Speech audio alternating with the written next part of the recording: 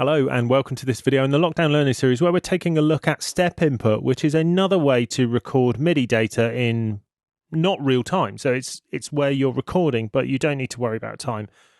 If you're not sure what that means, it'll become totally clear as we move on. So first things first, we need an instrument. In this case, I've got a Retrolog, which you can hear playing there. We also need an empty MIDI part to record into. There's two straightforward ways to do this. You can either use the pencil tool to draw something in. So there's the draw. Or if you've got your locators set, so if I set my locators here, just drag them out. If you double click on a MIDI or an instrument track between locators, it creates a part, which I use quite a lot because often when you're working in loops, etc. So either of those will work. We have an empty part. We double click the empty part and then here we are. So you will need this today. It's step input day. You're going to need that. That may not be present. I showed you how to do it in the last video, but if you haven't seen that, you click Setup Toolbar, the big cog here, and you make sure that step MIDI input is turned on. So by default, it won't be. It will look like this. Click there. Make sure step MIDI input is turned on. And then today we're doing step input. So what step input does is it totally removes the time element of recording. So this is effectively a record button, and as soon as you press it, we're ready to record. What's not immediately apparent is that this is where you are going to be recording. Now, if you look on this part of the screen and I turn this on and off, you'll see very subtly a blue line appears. It's much easier to see once you get moving, which is slightly annoying, but you can use the cursor keys and there you can see that really clear blue line. But when it's there, it's sort of covered up and faded, which doesn't make a lot of sense to me. But there we go. So as soon as you've done this, you're ready to record. So Cubase is effectively recording. It's waiting for your notes. So whatever we record is going to be recorded as a quarter note from this point. So the quantize setting sets the length of this. And anything you press on the keyboard is going to get recorded. So I'm going to use on-screen keyboard for this, so you can see what's going on. And I'm going to press Q, E, and T, which is going to give us the C, E, and G of a C major chord. And then when I let go, it gets recorded.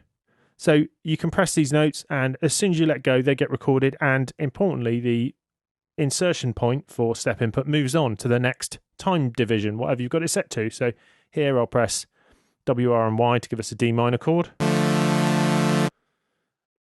E, T, and U for an E minor chord.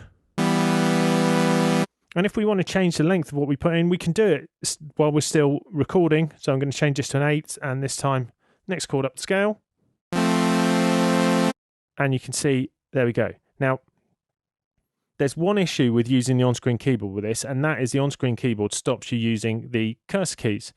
It overrides them because it changes octave. So you can see when I press the right cursor key, down here, you see it moving.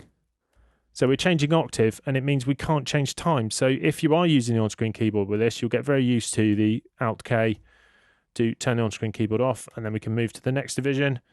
And then there we go. Now we're back on, and we can record something else. Now we're up an octave, never mind. And moving on, and so on. If you're not using the on-screen keyboard, then you can just use the cursor keys with impunity, and that's fine. It works really well when you're not using on-screen keyboard. It's just a little bit annoying that it hijacks the keys that you need to use step input. Another great thing about step input is that it only, in quotes, records once you've let go of all the keys. So if you've got a big complicated chord to build up, or even if your keyboard skills aren't great and you're a little unsure, you can press multiple keys, and it's only when you release them that they all get recorded. So I'm going to press 4 notes in succession, and you'll see them on the on-screen keyboard, but notice that they only get, in quotes, recorded when I let go. So there's 1, 2, 3, 4, and now they get recorded. So this is really good if you're not confident with where the notes are.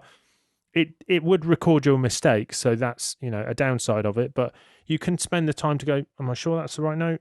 Yes, it is the right note, etc. If you make a mistake, again, undo, which is Command or Control Z, and then move back with the cursor keys.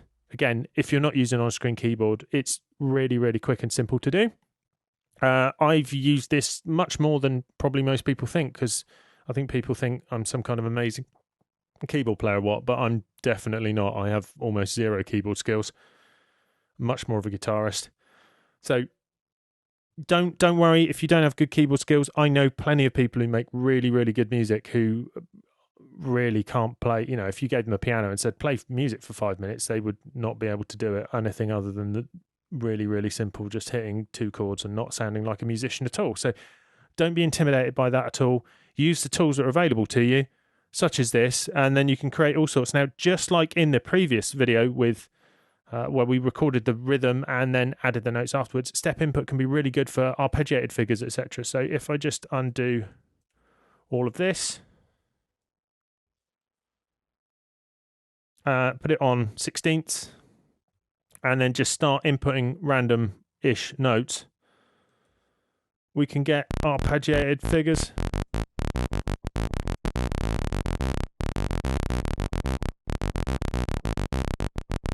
Etc. That kind of thing. It's dead easy and quick to do. Just put it up an octave, so it's that kind of thing. And the most important thing is, remember to turn it off, because if you leave it on, it's just recording all your notes, so you'll be noodling around on the keyboard and then realise you've recorded a bunch of 16th notes or whatever, which sometimes can be good, often it's not. But those kind of things, really quick and easy to create with step input. Between this and the previous one, the MIDI input, where you are changing, in this case, the pitch, etc., there's a lot you can do even if you don't have great keyboard skills. So I hope you found this useful, and we'll see you again soon.